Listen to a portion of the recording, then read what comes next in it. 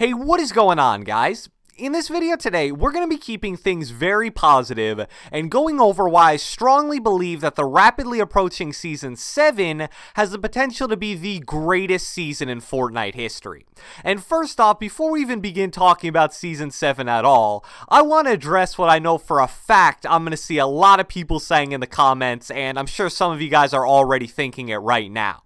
And that's basically something along the lines of, LOL, Season 7 will never be better than Seasons 1, 2, or 3, that's when Fortnite was the best.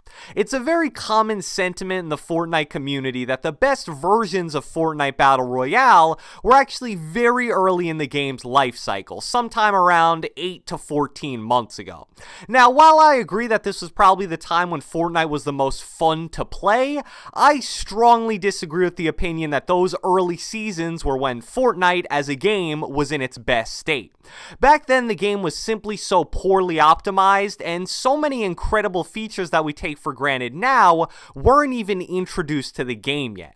For example, imagine being a console player traveling all the way back to Season 1 or 2 when the game was in 30 FPS instead of the 60 FPS you play in now. There was no turbo building, you couldn't build through any structures, the map looked like a barren wasteland. I mean, seriously, look at this map and imagine landing in Greasy Grove back then. And if you were teleported all the way back to Season 1, there wasn't even a battle pass yet. So I understand why people have such fond memories of the early Fortnite seasons because the game was so new and fresh and awesome, but it's kinda like being that old dude in the barbershop who claims that athletes from the 1930s would dominate athletes today. So that's my little PSA about the subject, and without further ado, let's get right into why I have such high hopes for Season 7 as a whole. So to truly understand why I, along with a lot of other Fortnite players, have such a positive outlook on Season 7, we need to first analyze the gameplay state Fortnite's currently in about a week before Season 7 begins. Because the way the game is right now is obviously going to be a major indication of how it's going to be throughout the entire duration of Season 7. So we actually started this video off with a controversial opinion about the early seasons of Fortnite, and I'm going to follow that up with another somewhat controversial opinion about the way Fortnite is right now. I'm actually a pretty big fan of the state of Fortnite gameplay at the current moment. Am I saying that the game's perfect? No, absolutely not. There are definitely some glaringly obvious items or features that either need to be removed from the game altogether, or at least heavily altered. The turret is the perfect and most obvious example of this. Now, I'll actually give Epic some props here, because when this thing was initially added to the item pool, it was legitimately game ruining. But since its introduction about 2 weeks ago, they've nerfed the drop rate, made it easier to hit the player manning the turret, lowered the turret health from 800 to 400, and made it so that it overheats much faster. So although it's definitely still annoying, and I, along with most of the community, would probably just prefer it to be vaulted, it really is nowhere near as bad as it was a few weeks ago. Although, one thing I want to make sure to mention because it's so annoying for my fellow controller and console players out there, aim assist for some reason still locks on to the base of the turret whenever you're trying to aim at the player actually using the turret. That was something I expected to get fixed right away, but here we are about 2 weeks later and it's still an issue. So on the very off chance that anyone associated with Epic watches this video, please fix that ASAP, I guess. But getting back to items, along with the turret, I also see a lot of people complaining about things like dynamite, the quad launcher, and the grappler. And although much like the turret, I agree that some of these items can be annoying to go against and difficult to deal with, none of them are anywhere near as bad as some of the other things we've seen ruin Fortnite in recent seasons. Earlier in Season 6, we saw things like the explosive penetration damage update and Fort Nightmares, which had a hugely negative effect on the game as a whole. Season 5 had the pre-patch compact SMG, nerfs to building effectiveness, huge buffs to explosives, explosives, the drum gun, the double barrel shotgun. I mean, the list for that season just goes on. And even Season 4, which I personally believe was the best season in Fortnite thus far, that had pre-patch double pump, which was just so unbelievably OP at the time.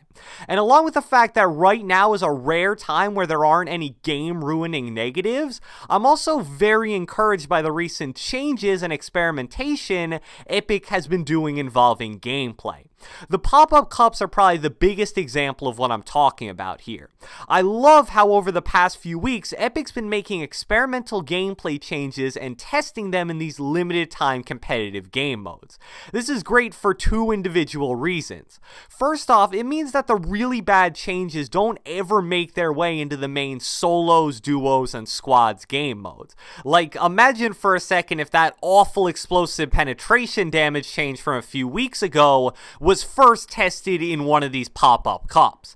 The players who played the cup would have flamed the life out of the change when they saw it firsthand, and it would have likely never made its way into the main game. The second positive of in-game testing is that these pop-up cups offer a very diverse player pool based on the amount of points a team or a certain player has in the event. Games that are played at a fairly low point amount are probably likely to be very similar to a public match with a healthy mix of bad, average, and good Fortnite players.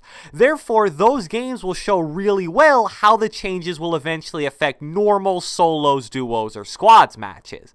And on the flip side, games that are played at a high point value are likely to be filled with only top-level Fortnite players, and therefore will show how certain changes will affect competitive Fortnite specifically.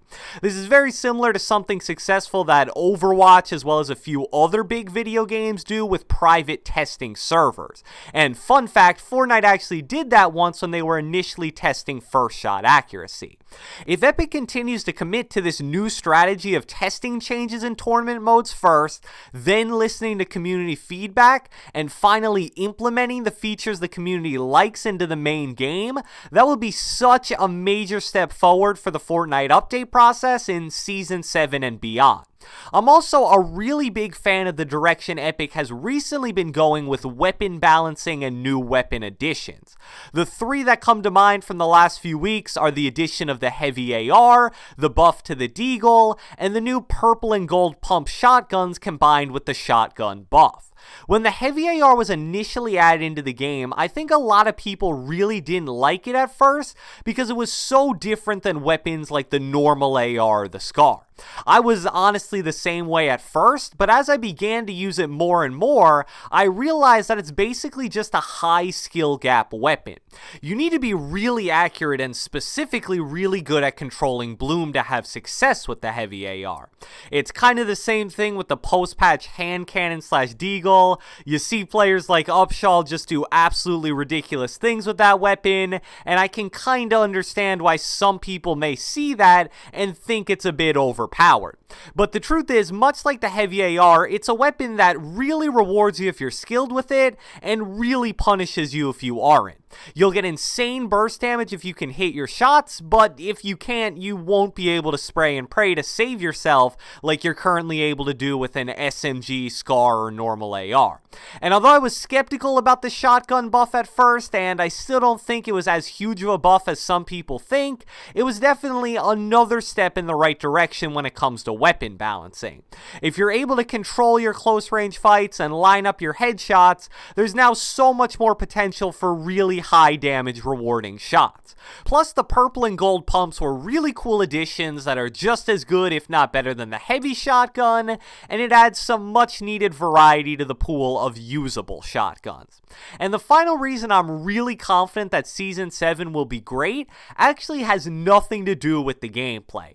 I, along with such a large portion of the community, am so excited to see what Epic does with this season's storyline. Like I mentioned a few videos back, Season 6 was really underwhelming in terms of actual changes to the map. And on top of that, the storyline left us with that major cliffhanger involving the explosion of the cube and the traveling to what seemed like a new dimension. Epic can go a million different ways with the storyline at this point, and when you combine that with the likely winter/holiday theme of the season, it's really hard to not get excited. Plus, the Season 6 Battle Pass was a major step forward from the Battle Passes of the previous seasons, so I expect a bunch of really awesome new winter/holiday-based skins, back blings, gliders, pickaxes, and emotes from both the Battle Pass and the shop throughout the season. So I hope you guys enjoyed this video, and if you watched the entire thing, be sure to leave me a comment down in the comment section below. I want you guys to guess what you think the max tier 100 skin for the Season 7 Battle Pass will be. Do you think it'll be winter themed, Christmas themed, or something else? Be sure to leave a like, leave a comment, subscribe, turn on post notifications, do whatever the heck you want, and I will catch you guys next time.